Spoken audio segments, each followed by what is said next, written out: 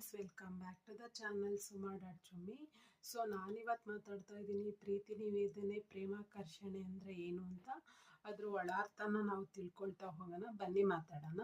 ಇಷ್ಟಕ್ಕೂ ಪ್ರೇಮ ಅಂದರೆ ಏನು? ಎರಡು ಜೀವಗಳ ನಡುವಿನ ಮಧ್ಯದ ಆಕರ್ಷಣೆಯ ಅಟ್ರಾಕ್ಷನ್, ಇನ್ಫ್ಯಾಚುಯೇಷನ್, ಡಿವೋಷನ್, ಹುಚ್ಚು, ಮಮತೆ, ಪೂಜೆ, ಒಲವು, ಪ್ಯಾಷನ್, ಡಿಸೈರ್, ಸೆಳೆತ, satisfaction of a ego, peer pressure, ಯಾರನ್ನ ನೋಡಿ ಮಾಡಿದ ಅನುಕರಣೆಯ, ಬದುಕಿನ ಅನಿವಾರ್ಯತೆಯ, ಒಂದು ಕಡೆ ಸಿಕ್ಕಿದ್ದನ್ನ ಇನ್ನೊಂದು ಕಡೆ ತುಂಬಿಟ್ಟಿಸಿಕೊಳ್ಳುವ ಅನಿವಾರ್ಯತೆಯ, ಸ್ನೇಹಕ್ಕೆ ಪರಿತಪಿಸುವ ಪ್ರಯತ್ನವ, ನೋವೆಲಲ್ಲಿ ರೀಚ್ ಆಗುವಂತ ಒಂದು ಒಂದು ಕಾಮವ, ಎರಡು ಮಿಶ್ರಣವ, ಫ್ಲರ್ಟ್ ಮಾಡೋದ, ಯೂಸ್ ಅಂಡ್ ಥ್ರೋ ಮಾಡೋದ, ಬದುಕಿನ ಕನಸ, ಸಾಧನೆಯೆಡೆಗೆ ಒಟ್ಟಿಗೆ ಇಡುವ ಎರಡು ಜೀವಗಳ ಕನಸು, ಬದುಕಿನ ಸಾಹಸವ, ಇಸ್ ಇಟ್ ಎ ರಿವೋಲ್ಟ್, ನಿಮ್ಮ ವಯಸ್ಸನ್ನ ಅಂದರೆ ನೀವು ದೊಡ್ಡವರಾಗಿದ್ದೀರಾ ಅಂತ ಪ್ರೂವ್ ಮಾಡ್ಕೊಳ್ಳೋ ಒಂದು ಪ್ರಯತ್ನವ, ಗೂಡು ಕಟ್ಟಲಾಗದ ಹಂಬಲವ,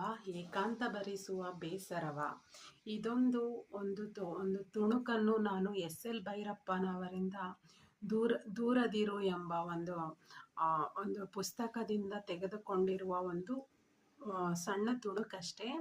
ಸೊ ವಿವರಿಸುವವರು, ಭಾಷಾಂತರಿಸಿದವರು ಒಂದು ವಿಡಿಯೋ ಮೂಲಕ ರವಿ ಬೆಳಗೆರೆಯ ಉತ್ತಮ ಒಂದು ಮಾತಿನೊಂದಿಗೆ, ಅವರ ಒಂದು ಶೀರ್ಷಿಕೆಯೊಂದಿಗೆ, ಅವರೊಂದಿಗೆ ನಾನು ಈ ಬ್ಲಾಗ್ನ ಮಾಡ್ತಾ ಇದ್ದೀನಿ. ಕೃಪೆ ರವಿ ಬೆಳಗೆರೆ, ಕೃತಿ ಬಂದು ಎಸ್ ಭೈರಪ್ಪ. ಸೊ ಪ್ರೀತಿಯ ಎಷ್ಟೇ ಆಗಿ ಅರ್ಥ ಮಾಡಿಕೊಂಡರೂ ಅದು ಸ್ಪಷ್ಟ, ಅನಿರ್ದಿಷ್ಟ. ಪ್ರೀತಿಯು ಒಂದು ಮನಸ್ಥಿತಿ, ಒಂದು ಕಾಮವು ಒಂದು ಮನಸ್ಥಿತಿ ಅಂತ ಹೇಳ್ತಾ ಇವತ್ತು ವ್ಲಾಗ್ನ ಮುಗಿಸ್ತಾ ಇದ್ದೀನಿ. ಬಾಯ್, ಥ್ಯಾಂಕ್ ಯು. ನೆಕ್ಸ್ಟ್ ವ್ಲಾಗ್ನೊಂದಿಗೆ ಭೇಟಿ ಆಗ್ತೀನಿ. Take care.